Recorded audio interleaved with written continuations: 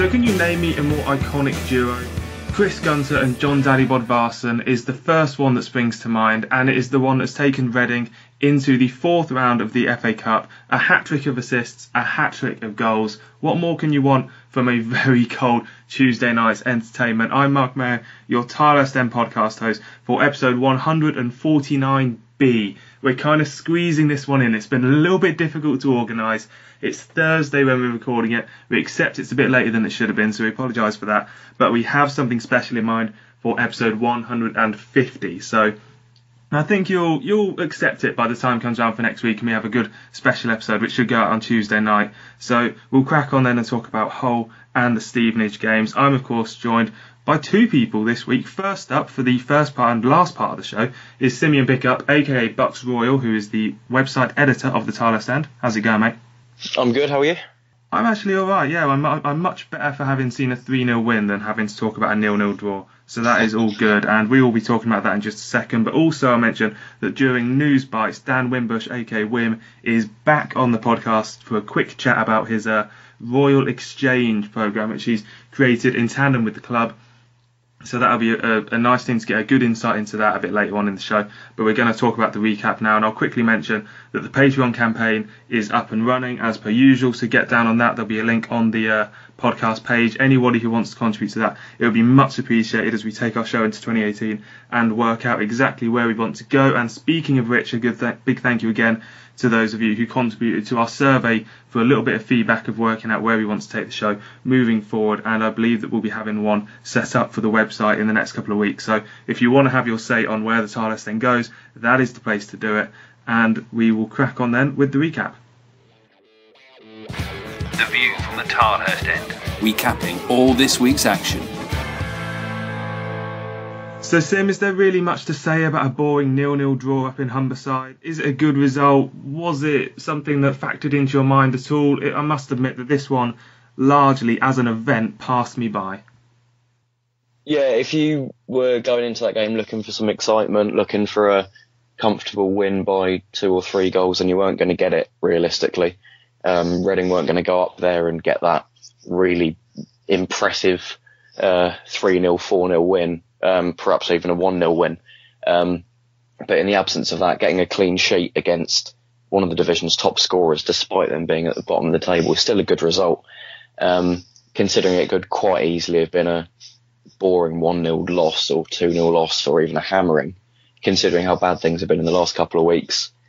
It's baby steps. It's a little bit of progress away from what we've seen in games like the Bristol City match and the Birmingham match, Burton at home as well. So yeah, it's far from ideal, but it's a little bit of progress from what we have had.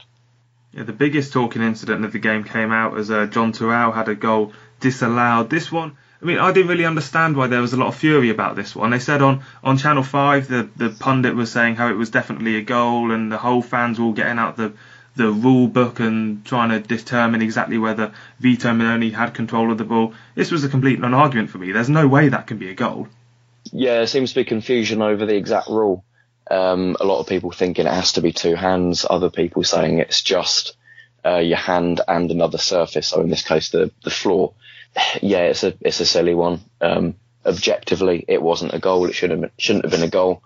So yeah, it's good to see the English refereeing community getting it right for a change. Yeah, well, we don't have VAR just yet in the Championship. I don't know if it's going to be happening anytime soon. We'll probably be a guinea pig league next season before it goes into the top flight, perhaps. But yeah, I sort of agree on the sense. It was a boring 0-0 draw, but it is a good result. It was a clean sheet to come out with, and we took a clean sheet again against Stevenage on Tuesday night. It didn't actually, for the first 30 minutes, I didn't think Reading were particularly good, and there were chances for Stevenage, weren't there?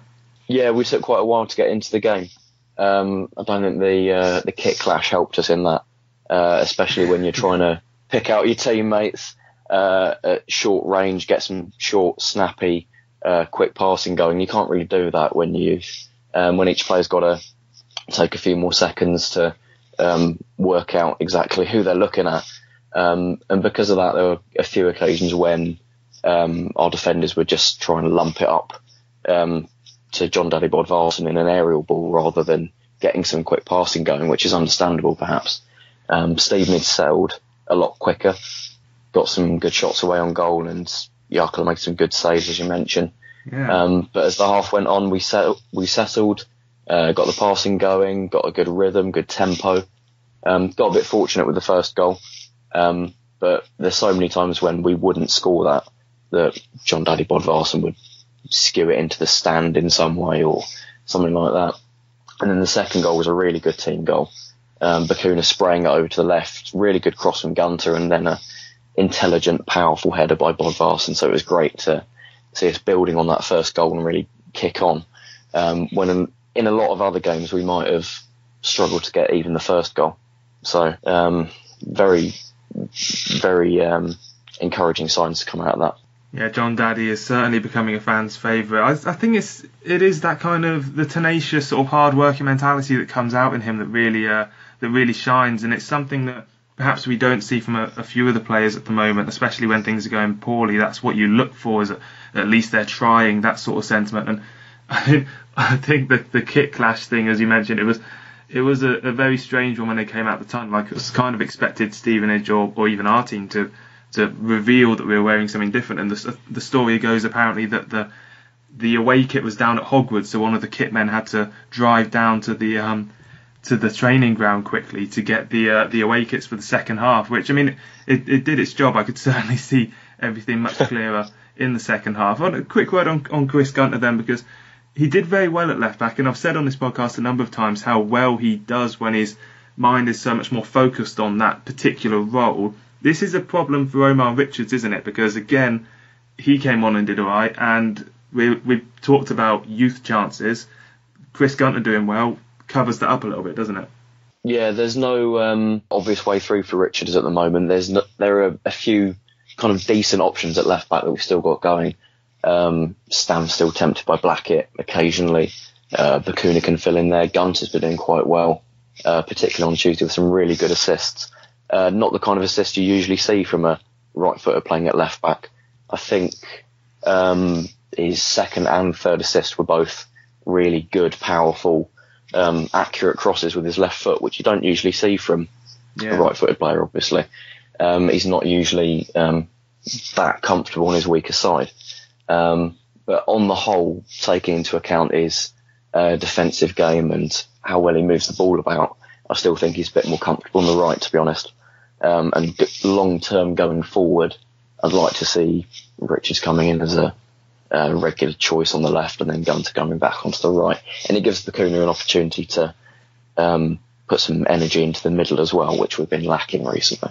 Yeah, I think next season, looking ahead a little bit further forward, I think it's going to be Richards and Obita competing for that left back spot, and I think that would be certainly one of the better duos in the league when it comes to that position. It's hard for me to really work out what this win does for Reading. Do you think it's sufficient enough to provide a morale boost? Because morale and confidence are certainly the things that I think we've been lacking of late. And a 3-0 win over Stevenage, yes, everyone went home happy. We were content with the performance for large parts, but at the end of the day, 10 changes made. Do you think that this is actually going to have a real effect for going into Saturday's game against Brentford? Considering how bad things had been with that eight-game winless run, we're never going to be able to get full confidence back overnight. However well Stevenage game had gone, if we'd beaten them 6-1 and everyone all across the world had hailed it as a Barcelona-esque performance, even that wouldn't have fully brought us back and fully restored confidence. But it's a baby step, to be honest. It's another stepping stone on the route back to confidence long term.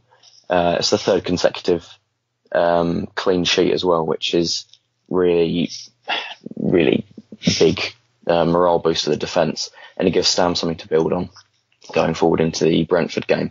There are a couple of good performances from players who haven't been able to play too regularly recently.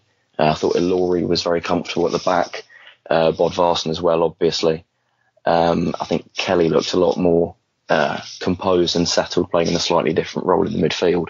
So it gives Stam some more positive ideas going into Brentford about how he wants to set the team up, about what players he wants to bring into the starting 11. So it should give us a bit of momentum, a little bit of a kick going into what will be a very tough game. Stam did avoid the ire of the fans during the Stevenage game. There's a few predictions going into it that perhaps if we'd have fallen and got behind, that, or even had a bit of pressure early on, that the fans would have really got on the back. But I didn't see any of that. I didn't hear any of that myself, sitting across the east stand. Stam, I'll regale what he said post-match. Said that we needed to find a moment where we could take control. Could we get into our rhythm? Could we dictate the play? It wasn't easy, but we got into our stride, went forward and scored 2 goals at the end of the first half. After that, you need to protect that clean sheet and look to score the 3rd goal, and that's what we did in the second half. There were things we could have done better, of course, but at the end of the day, it's a very good 3-0 win for us. He's also spoken on some transfer speculation, because Chris Martin has been linked with the club over the past week or so. Also, Dennis Rackles has left. He's gone back to Cracovia. So there is perhaps a bit of a vacancy up front. I'm not entirely sure that John Daddy isn't doing it for me, but Chris Martin is one he's spoken about. Stam saying that he might be a possibility, but we need to make sure if we bring somebody in that he's the one that can make the difference for us. And I'm not going to say that he's not the one or he is the one, which sounds pretty non-committal from Stam in a large sense of the word. Do you think that Chris Martin is a player that we should be going after? Do you think he's the type of player that would improve the team? I'm not sure really. Stylistically, he's quite similar to Bodvarsson and Kermigan, in that he's not the most mobile of strikers. He's a bit stronger. He's more going to hold the ball up for other people rather than making those quick runs in behind. So yeah, he's going to fit into our style, I would have thought. You can play him in the middle of a 3 up top, or you could probably play him alongside someone like a Luca or maybe Bodvarsson if you want to have a 2 up top. He's a safe choice. He's a reliable goal scorer at this level. Realistically, we're not going to get anything a lot better than him, particularly on the loan move. So for a couple of months, it's a fine choice, I guess. Yeah. Yeah, it is a safe one. I'm not sure that I'm too enamoured with the prospect, to be honest. I don't think that finishing chances has really been our problem so much as the wing creating chances, and I think if Stam isn't going to play Popper, who hasn't really had a chance, maybe he would either take it, maybe he wouldn't. Aluko, McCleary and Behrens are all, flattering to deceive at the moment. I think that might be the area that I would press ahead instead of Martin, but then who knows what Stam's going to plan. He might decide to play him on the wing, he might decide to go 2 up front. There's a lot of questions to be answered, and if Chris Martin signs for Reading, you'll hear about it first on the Tilehurst End. Well, you'll hear about it first from the club, and then you'll hear about it mainly from us. No doubt about that. I would mention this in News Bites, but as I'm going to be talking to Wimb during that, I'll mention it now. The under-18s have beaten Charlton 4-3 in the FA Youth Cup to go into the last 16. It was quite an interesting game by all accounts. Danny Loader scoring the winner in extra time. Reading were 3-1 down away to Charlton, played at Welling in midweek on the Tuesday night. Tom Holmes and Danny Loader were both sent off in the end as Reading claimed the 4-3 victory, as was a Charlton player. So it's Colchester in the last 16 for the Royals. That is not announced in terms of a date and time yet. But I think quarterfinals is the sort of round I think is the expectation for us, isn't it?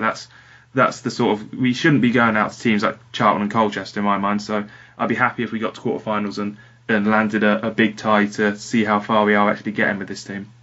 Yeah, and it's a great indication of how much talent there is in that under-18 group for Reading. Got Loader, you got Jack Nolan as well. He's also played for England under-17. So there's a lot of talent. There's a lot of Charlton as well. Yeah, exactly. And you'd hope for them to be getting a chance perhaps in the first team in the next couple of years, but maybe they'll get sold to Oxford United instead. So it'll be an interesting career path for the next couple of years to look at. They just need a buyback clause. Sell them to Oxford for underground, then buy back for $1 million when they turn out to be really good. That's how they do it in Spain and other countries. Much easier that way. So I'm going to have to bench you for the next section then, Sim, because I'm bringing in Wimb. It's a chat on the Royal Exchange in News Bites as he tells us all about his new project away from the Tilehurst End, which obviously is not as good, but I mean we'll let him talk about it anyway. The Tilehurst End podcast. Read the blog on thetilehurstend.com. So, Wim, welcome back to the Tilehurst End. I feel like this is a bit of me welcoming you back to your own home in a sense, isn't it? It's very nice to be back. Yeah, I'll always consider the Tilehurst End a home from home. And yeah, thank you very much for inviting me back on. It's nice to be let back through the door rather than you changing the locks and keeping me out for good. Well, you took all the Patreon money with you, so we couldn't afford changing the locks. We couldn't afford all the security measures that we need to. Yeah, well, I'm sat on my golden throne here, being served drinks by my butler Jeeves and whatnot. So all that money went to good use. It was the life that we promised you when you left, and you've taken full advantage of it. So I don't blame you at all. One of those exit packages that gets a lot of press. If somebody leaves and then the company does badly, and you get this massive payoff. And so yeah, that was me. Yeah, I took it all. Absolutely. And now you've found yourself something to do in your spare time. It is the Royals Exchange, which has already had its first episode going out. The second episode, I believe it is, going out on Friday this week. So give us a little insight into how that came about and what your sort of aim is to produce with that.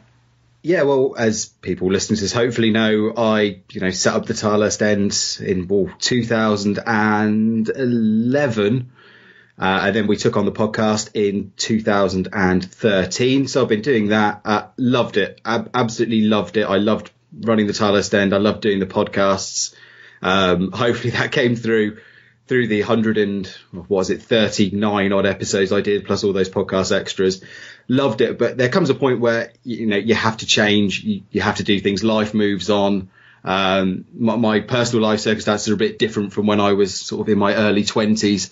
Still living at home, had loads of free time, wasn't very senior at work, and so I had lots of time. But as time wore on, those time pressures increased, and creatively as well. I think you need fresh blood, like yourself. You've taken on the podcast, and it's great. It's been nice to listen to it as a fan again, and you needed that fresh person at the top. So, the club have always been great with us on the Tilehurst End, especially over the past few years. And I went to them and sort of said, look, I'm interested in doing more presenting stuff. We'd been doing a few things on our YouTube channel, but again, time-wise meant that I couldn't do as much as I wanted.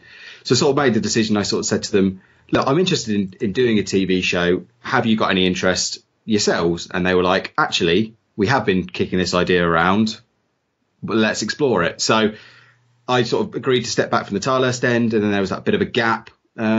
And now it's come about. It's been a long time in the planning, getting the logistics together, getting the right equipment, getting the right people involved. But yeah, we did our first show before the Burton game. And unfortunately, the game itself didn't go quite well. But I think the broadcast itself was pretty good. Well, I think so anyway, judging by the feedback. Yeah, I'll give you a good solid 8 out of 10. And on the Tilehurst player rating, that's what I take.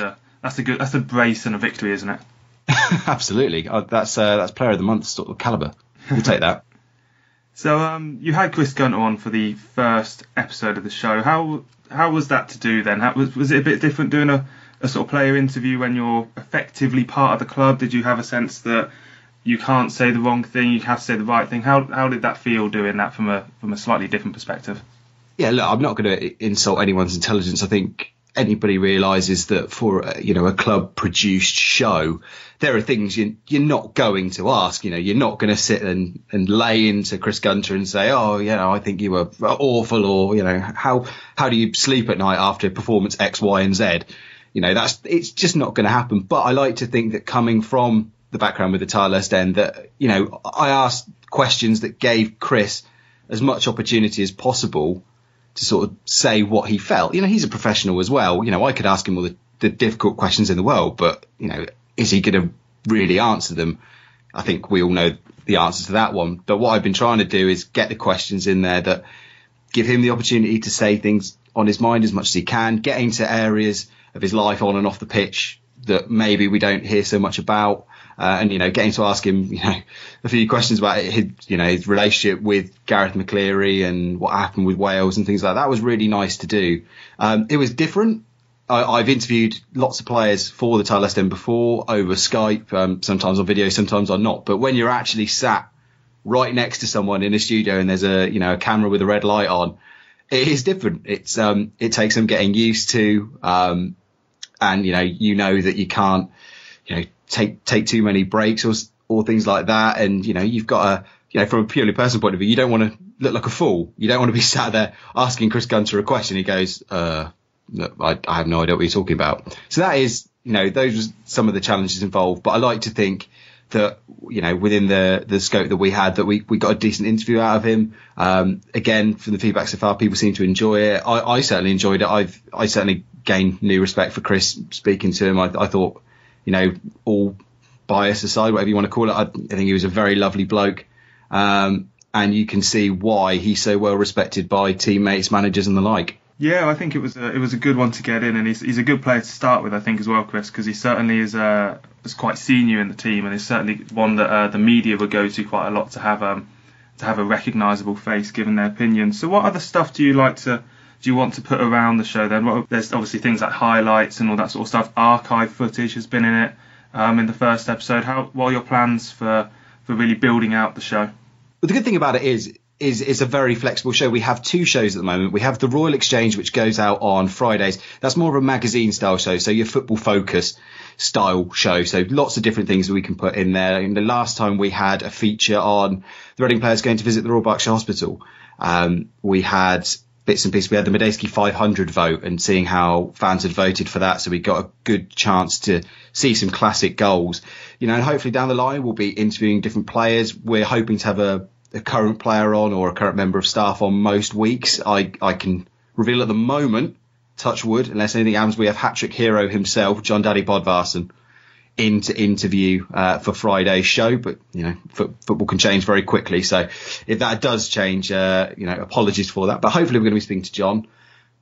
But, we can do lots of things. We're hoping to do features in the long run on things like the women's team, on the academy, talking to fans with interesting stories, getting some fan opinions on, doing history pieces, looking back at not just classic games, but speaking to people about classic games of the past. So the great thing is that so far it's been an open campus. I don't think I've gone to the club with an idea or, we've spoken about in meetings that there's just gone, no, well, we can't do that. Logistics are obviously a problem. I'm not breaking any massive fourth wall to say that the club isn't massively awash with millions of pounds to go off and fund exciting exotic adventures. Like, I don't think you're going to be seeing me going to, going to Iceland with John Daddy Bodvarsson to do a feature, for example, something like that.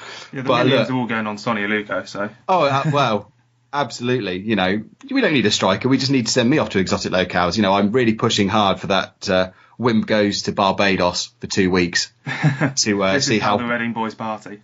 Well, this is how you support Reading from a beach in Barbados. I could do like a how-to video. Yeah, step-by-step guide.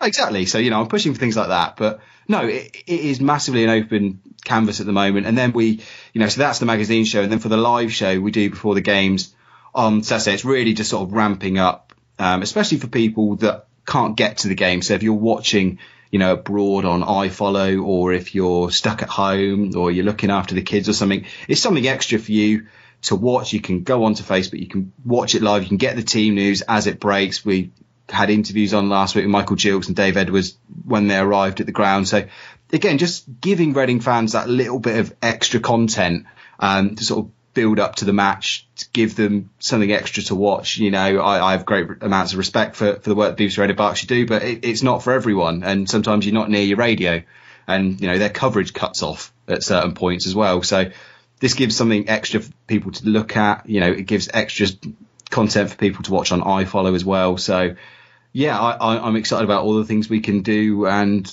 in the directions it will go off in. So just to be clear, it's basically going to be every Saturday home game in the league, you'll have the show before that. It's a very fluid, flexible moment. That is the hope, but at the moment, I said we're quite a small operation. Again, I've got looming responsibilities on the horizon that might take me away from hosting duties for a couple of weeks. So we're playing it by year at the moment. We're not sort of releasing a schedule saying it's definitely going to happen on X, Y. But yeah, the plan and the hope is for maybe not every Saturday home game, but certainly lots of the Saturday home games till the end of the season. We'll be doing a show either. And maybe it might change, maybe it not. We'll sort of tweak things as we go along. But again, that's up to the fans and how the fans and the viewers respond. If they like it, if they don't like it, if they want to change things. And that's really important to stress, that this is something that we want fans to get involved in. We don't want this to be we're presenting you this, you're going to like it or don't watch it. That's nonsense. And it shouldn't be like that. It's a two-way street. We really want the fans to get behind this, to make a show that they want. And, if they turn around and they say, look, we want it every game, we want more, we want less. These are the sort of things and the conversations and the feedback that we need from fans to sort of drive ahead. And, then we can turn around and go to other people, sponsors down the line and things like that and saying, look, there's a demand for this, it's being viewed by this. So again, it's a massive open canvas. It's a start. It's very much the starting point of a project. I don't want to be saying, look, this is what this is. It's only going to be this. Tune in if you like this. For now, it's this way. But in the future, it could be X, Y, Z, whatever. Absolutely. And you can find Wimb on his personal Twitter now. Now he's vacated the Tilehurst End account. Is at Wimby on Twitter. Obviously, this is going to be a bit of a thing for you coming towards the summer, as this is probably your first actual Wimbledon season while on that account. You'll be finding all the abuse that you get. Yeah, I've always had my personal account. I just very, very rarely used it. But yeah, the amount of I will just get a random notification about someone talking about how great Federer was at Wimby or this someone year, asking you why the parking isn't so good, or strawberries and cream. Exactly. But no, please do add me. And I said, if you've got feedback for the show, just drop me a tweet. I try and respond as much as I can. And I just want to say as well, that, fantastic work still being done on the Tilehurst End. I'm still a very regular reader. I think the work that everybody's doing there is fantastic. Yourself hosting the podcast, Ollie doing the podcast extra as well. So, it's great. I hope people still continue to back it. We joked at the top about the Patreon funds, but those are being put to very good use by the guys over there. So I can't let you go without an old fashioned Patreon plug, Mark, but get involved at patreon.com/the Tilehurst End. Give them your time and your money, because these guys do fantastic work. I can tell you how much work goes involved, and those extra pennies and pounds do add up, whether it's $1, $10, whatever. It lets them push on and crack on and deliver some great content. So well done to you guys over there. Yeah, I can only aspire to reach your level of plugs. That'll be one thing that hopefully in the course of the weeks and months we'll get there, Mark. I'll get to the ability of doing the plugs like you can. I will let you go. I'll just ask you one more question, and it'd be remiss if I didn't ask you about how you felt the team has been doing in the last few weeks, and your sort of thoughts for how the season ahead can pan out. I know obviously you're not going to go and yell that you want to sack Stam or something or otherwise. I mean, how have you felt for the time off you've had since you left the Tilehurst End, and how the season ahead can go? What do you sort of expect the team to do? What do you hope the team can do? And I'm the same as any fan. I want the team to do well. I want the team to kick on and progress. And I think there is the potential to do that. We've seen the team perform well at times. We just saw them, pick up a comfortable win in midweek off the back of a clean sheet at Hull. And you just hope that that's the starting point. Look, whatever's happened in the past, let's hope it's in the past and that the team can move on in the future. As for how the season will progress from here, I have no idea. I think there are some very talented footballers. There are some very talented staff at the football club, and I'm sure that they are working damn hard to figure out the best way to drive the club forward. Are they going to get things wrong? Of course they're going to get things wrong, but hopefully they'll also get more things right. So hopefully some momentum can start to build. So we've made some great, little steps forward over the past sort of week, and it's just a case of just building on from there. So I'm really hoping that it can just, we can all be sat here in May and I'll pop on at the end of the season and go, wow, what a cracking second half of the season we just had. So look, football can turn around. We all know this. Football can turn around so quickly, and when you least expect it, either upwards or downwards. And I'm very much hoping that it's going to be an upward curve for the rest of the season. Well, Mule, then it's an absolute pleasure having you back on the show then, mate. Good luck with the Royal Exchange moving forward, and we'll all be pinned to our Facebook and iFollow accounts and whatnot to keep an eye on how that unfolds. And, of course, that extra in-club gossip will always be useful for behind the scenes preparing for the Tilehurst End podcast. Yeah, the secret broadcaster will be me. I'll do a Mr. Kitson style book one day. Yeah, and when we have our up-to-the-minute transfer gossip, you'll know exactly where it's coming from. I wish I had that sort of knowledge, but yes. Well, it's an absolute pleasure having you on, mate. We'll chat to you later then. Cheers. Take care, Mark. Thanks again. Get social with the boys. Find them on Twitter at the Tilehurst End and facebook.com/the Tilehurst End. So welcome back, Sim. We're on to the mailbag, and we have a few questions. I didn't put out a call on Twitter because I didn't really know when we were going to be recording this, but luckily those who have gotten in touch have done so via the Gmail account. You can always email in the show, thetilehurstend@gmail.com. We will always bring it up and have a nice chat about it. There is certainly no holds barred on what sort of questions you want us asked. And Stephen Height has emailed in saying, where would we be in the table if Liam Moore and Paul McShane were better headers of the ball? Now, I can't think, Sim, of the last time that we scored a goal from a set piece. Yeah, that's very true. You go back a couple of years to the 2013-14 season with Adkins, when we were playing Morrison, Pearce, Gawkes regularly as our centre halves. They were all regular providers of goals from set pieces. If we were in desperate need of a goal, whether it's for a draw or a win, you could usually rely on McAnuff to put in a good set piece, and someone like Pearce or Morrison to head it home. But the last couple of years, we haven't really seen that. Even under that brief upturn in form under Steve Clarke a couple of years ago, where Hector and McShane were really impressing, they weren't proper set piece threats in the same way that we have had in the past. And I don't know how height-wise Liam Moore and Paul McShane shape up against other centre-halves and other strikers, but they don't naturally seem to be those attacking threats that we have had in the past, in the same way that someone like Jake Cooper used to be. I remember that 2-1 win at Norwich. I think both of them were headers from set pieces. Yeah. And it's good that we used to be able to rely on that kind of that aerial threat in tough games where we'd be up against it, but in the last couple of years it seems to have died down a bit. Yeah, Paul McShane, I remember he scored a couple of goals, things against Brighton and Rotherham last season, both of which were with his feet as he kind of latched onto a knockdown.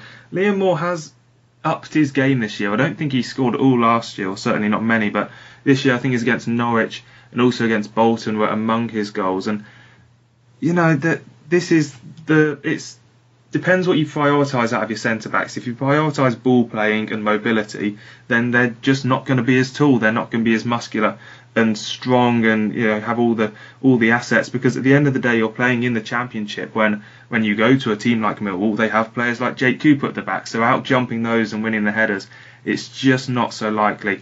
It's a sacrifice that we've made, so it's all about philosophy, I think. And if we didn't have that, then you would have to change your style. We would be a very different team if we had Jake Cooper at the back rather than someone like Liam Moore. So I'm not sure you can guarantee that we'd be higher up the table, to put it that way. Scott from the States has said, there's a great article on Wolves challenging the 106 record, which is currently up on the site. Based on what you've seen of this year's Championship, how concerned are you that Wolves, or even Man City in the Premier League, will get to 107 points? In terms of quality, outright quality of the players that they have, I'm very worried. The amount of money that teams like Man City and Wolves can spend in their respective divisions is massive, and they can afford to put together teams that are naturally more talented than we've seen in quite a while. Even that Newcastle side of a couple of years ago under Chris Hughton that got about 102 points, I think, wasn't quite as outright talented in terms of in relation to this Wolves side that we have at the moment. I do just wonder if over the full course of the season, maybe the odd injury, maybe the odd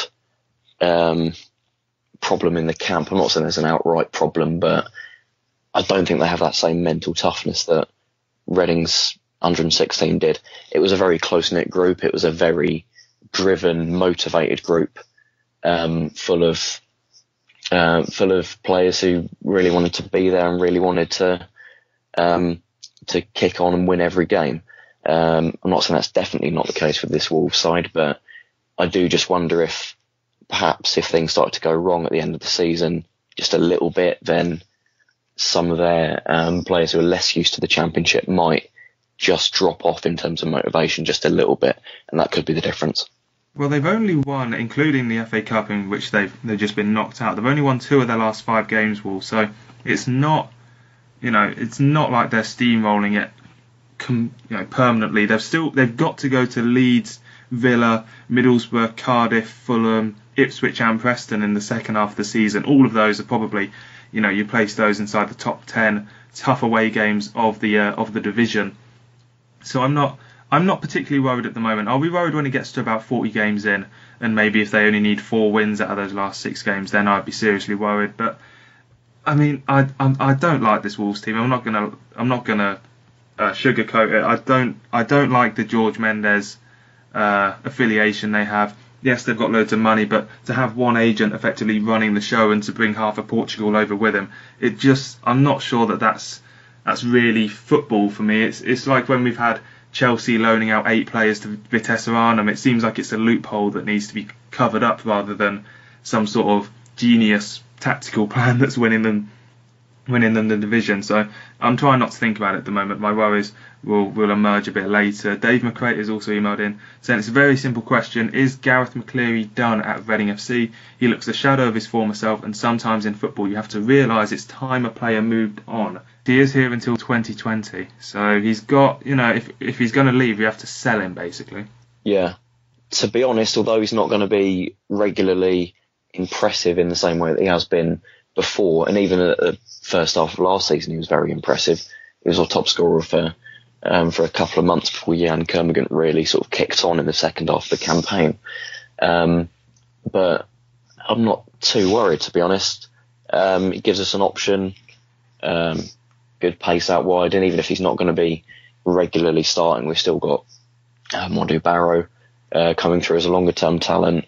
Sonia Luko as an option as well. So there's less pressure on him to be an out and out really good first team starter week in, week out in the same way that there was a couple of years ago. I think if he can make a name for himself as a super sub, I would accept that. But also, when he did sign his contract, it was in his peak period of form of about halfway through last season, which kind of makes me worry that he's on a big wage. And I mean, in terms of, as Dave says, is it a time that a player moves on? I can't imagine anyone coming in and paying money for him. He's getting towards the back end of his career now, and he's not got great stats over the past few months, so no one's going to come and pay us £1 million for him.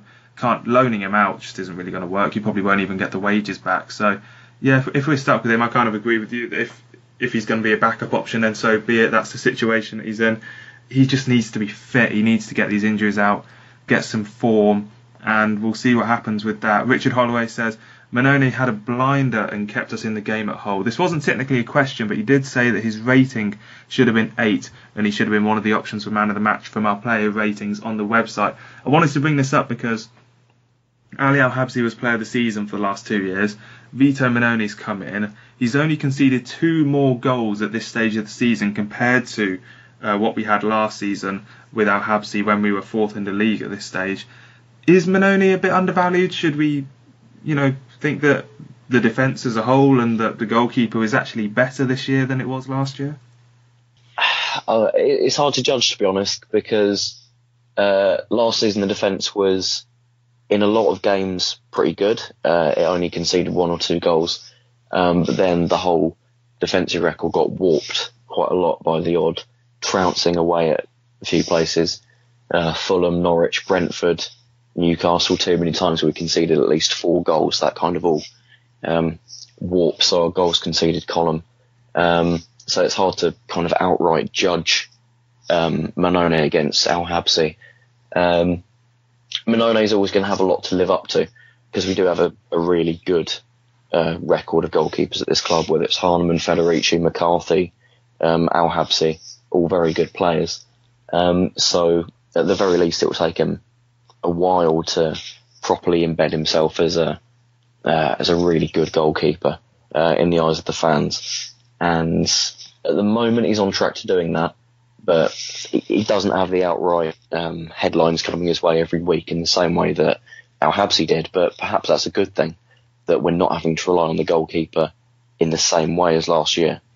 Well, yeah, definitely. I think it was a case of relying on Al-Habsi, and also he's very popular off the pitch and had a great personality, so that always helped him in terms of getting the player of the season votes. that, may come through with Mannone, but as you say, it's early days. I was just having a quick look through then as you were talking through the fixtures, and you mentioned the trouncings that we got last year. We haven't actually conceded 3 goals in any one game this season, which just goes to show if we had a decent attack and just had that knack of getting goals at key moments like we had last year, then who knows how differently the season will be panning out. But as it is, we are stuck in towards the bottom end of the middle of the table. And we will move on then, because Brentford are on the horizon for Saturday, and we will be previewing that in Any Other Business. The Tilehurst End podcast. By Reading fans, for Reading fans. With 10 changes made for the Stevenage game from the whole draw, I wonder, Sim, how many changes he'll be making back to that whole team, because I don't really see the need to really change anything after a 3-0 win, do you? No, but there are a few players that can come back in at the side. So I imagine it will kind of be a bit of a mixture between what we saw up at Hull and what we saw against Stevenage. Ilori will inevitably start because of McShane's injury. They'll have to do some rethinking because of John Swift's injury as well. Richards will probably come back in, so I imagine there'll be about 4 or 5 changes to the Stevenage team, yeah. Bodvarsson will probably start, I would have thought so. I really hope so. Stam will probably be looking for an excuse to not start him, to be honest. But when a player's on that kind of confidence, not only is it a good idea to start him, it's a really bad idea to not start him, because if you don't start him, the fans get on the manager's back even more. The player loses a bit of confidence, and probably Kermorgant is going out there thinking, hang on, why am I playing instead of a guy who's just knocked 3+ Stevenage in midweek? Yeah, I think my prediction when we come on to that in a little bit is going to be hugely based on whether Bodvarsson starts. So looking at the team that played against Hull, Vandenberg and George Evans were in centre mid. As you say, Swift isn't going to play, or is unlikely to play. So I would expect perhaps Vandenberg, Evans and Bakuna to be lining up there. I'm not sure Liam Kelly will be kept in. At the back, Liam Moore and Vito Mannone are going to come back in, and then Mo Barrow, one would expect, is going to start again. So yeah, I think it's going to be a mishmash sort of team between those two games. Our record against Brentford is very middling.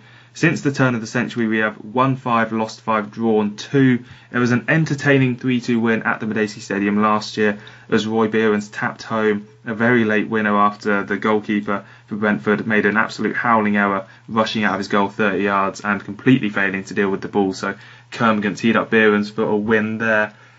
Brentford won a decent bit of form, aren't they? They're a bit of a dangerous team, but they've only won one of their last 5 games on the road, so perhaps most of this form is at home. Do you think that this is a game we should win, or is Brentford actually a bit of a dangerous one? It's certainly a dangerous one, regardless of how we play, to be honest. But if we do turn up and put in a good performance, it's not the kind of game that's beyond our reach.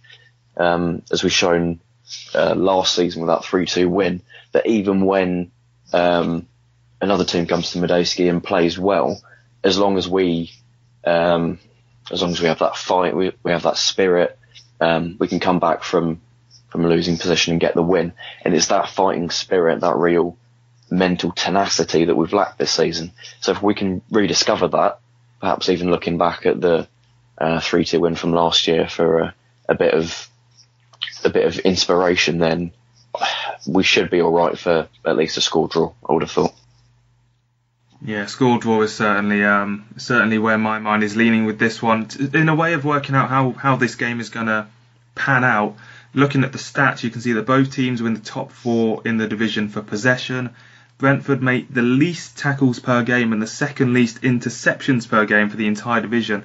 So that suggests they're going to drop off us when we have the ball and kind of let us knock it round at the back. But it is also important to note that Brentford by far have the most shots per game in the Championship by some distance. They're also quite up there in terms of dribbles and fouls won. So how do you see this game unfolding? Do you think Brentford are going to come at us and really give a go, or are they actually just going to sit back, counter-attack and work it out from there? It'll be interesting to see how they line up, to be honest, how they approach the game.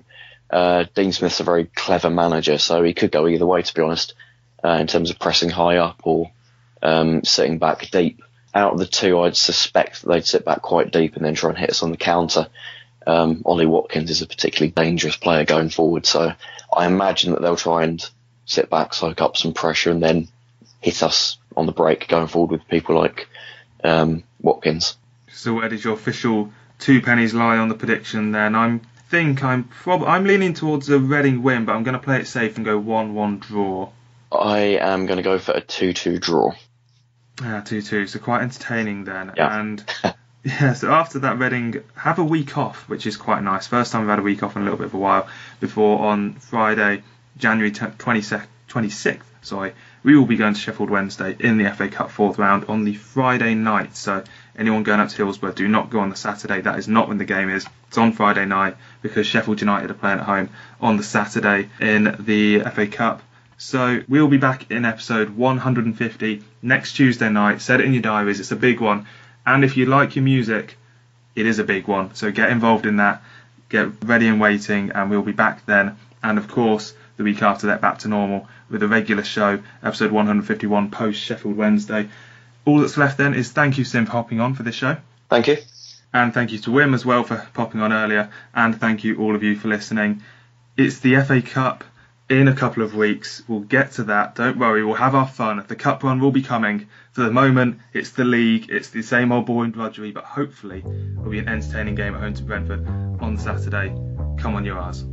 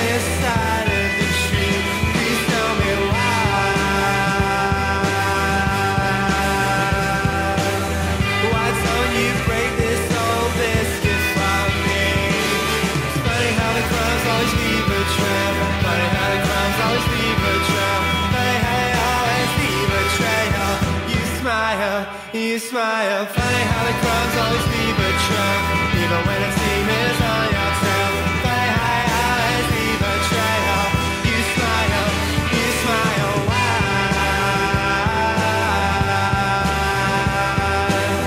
Why do you sit on this side of the tree? Please tell me why. Why don't you break this old biscuit for me? This biscuit for me.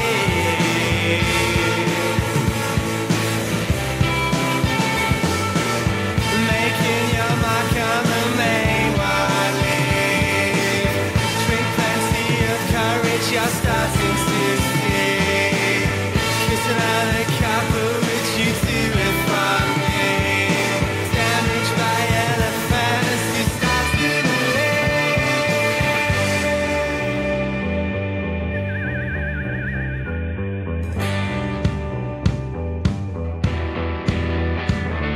It's funny how the crumbs always leave